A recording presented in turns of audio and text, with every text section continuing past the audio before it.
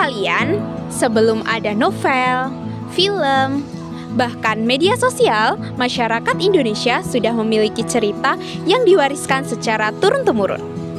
Cerita itu disebut dengan prosa lama. Tapi, apakah prosa lama masih relevan di era digital seperti sekarang? Sastra Indonesia memiliki perkembangan yang menarik loh. Salah satunya adalah prosa lampau atau prosa lama. Secara sejarahnya, prosa lama ini berasal dari cerita-cerita lisan pada zaman dahulu. Yuk, kita bahas.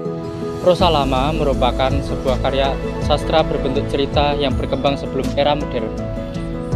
Cerita ini biasanya ditampilkan secara lisan dan memiliki nilai moral yang kuat. Ciri prosa lama yang pertama yaitu anonim atau tidak diketahui pengarangnya. Yang kedua, disampaikan secara lisan.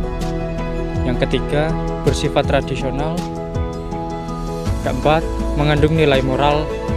Dan terakhir, menggunakan bahasa lama. Jenis prosa lama yang pertama yaitu adalah hikayat. Hikayat merupakan suatu cerita yang menggambarkan sebuah kerajaan. Ciri-ciri hikayat yaitu tokoh sakti, berlatar kerajaan, dan banyak keajaiban.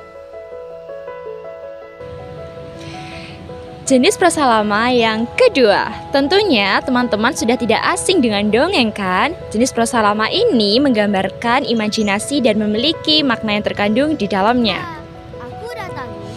Contohnya adalah dongeng Kancil dan Buaya.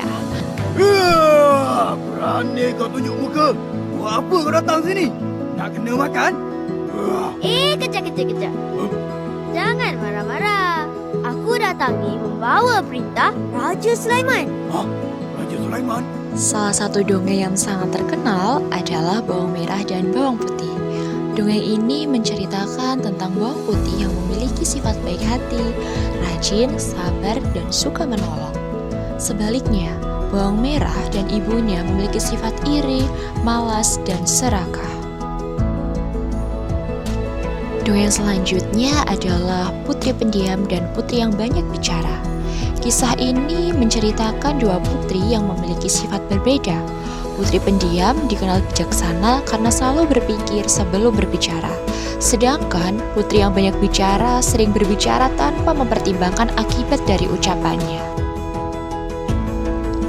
Dari kedua contoh tersebut, kita dapat melihat bahwa dongeng memiliki beberapa ciri utama, yaitu bersifat khayal atau imajinatif, bertujuan menghibur pembaca atau pendengar, serta selalu mengandung pesan moral yang dapat diterapkan dalam kehidupan sehari-hari. Itulah sebabnya dongeng tetap disukai oleh berbagai kalangan hingga sekarang. Hingga saat ini, dongeng masih menjadi salah satu jenis prosa lama yang paling mudah diterima oleh masyarakat, terutama anak-anak. Melalui dongeng, nilai-nilai seperti kejujuran, kerja keras, kesabaran, rasa syukur, dan saling menghormati dapat disampaikan dengan cara yang menyenangkan.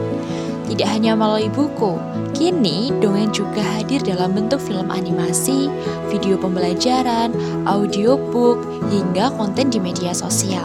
Hal ini menunjukkan bahwa meskipun berasal dari masa lampau, dongeng tetap relevan sebagai media hiburan sekaligus sarana pendidikan karakter bagi generasi masa kini. Legenda juga sering kita temuin loh. Misalnya ada legenda Malin Kundang dan Sang Kuryang. Ciri-cirinya adalah menjelaskan tentang asal-usul suatu tempat dan hal itu pernah dianggap terjadi. Ciri-ciri legenda adalah menjelaskan asal-usul suatu tempat dan dianggap pernah terjadi. Salah satu contoh dari legenda di sini ada legenda Tangkuban Perahu yang menceritakan tentang seorang tokoh bernama Sang Kuryang. Semakin lama, kapal itu tertutup oleh tanah dan berubah menjadi gunung. Gunung itu kini dikenal sebagai Gunung Tangkuban Perahu, yang berarti perahu tertelungkup.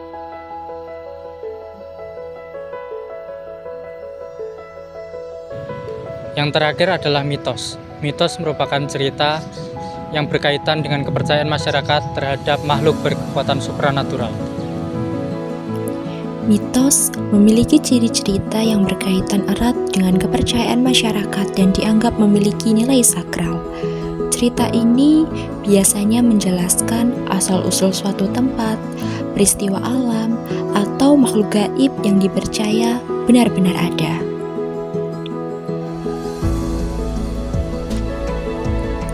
Misalnya, mitos tentang gunung yang diyakini menjadi tempat bersemayam makhluk halus atau penjaga alam.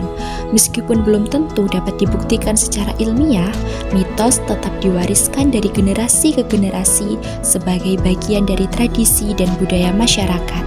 Ratusan tahun lalu, prosa lama tetap hidup dan berkembang mengikuti zaman. Kini, cerita rakyat banyak diadaptasi menjadi film, animasi, buku ilustrasi, permainan digital, podcast, hingga konten storytelling di media sosial.